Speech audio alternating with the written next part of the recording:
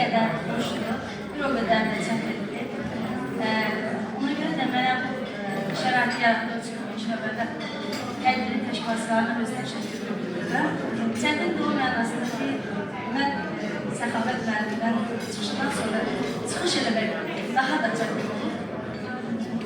Allah bütün müəllimlərin bayramı təbrik eləsin, bütün önəm müəllimlərin, şəhid müəllimlərin ruhu şad olsun. Müəllim haqqında çox xoş sözlər deyirdi. Müəllim peşəsi həqiqətən əvəz edilməz bir peşədir. Ancaq müəllim peşəsi haqqında ən ali sözü Ulu Öndərimiz deyib. Mən müəllim adından uca utanmıram. Həqiqətən elədir.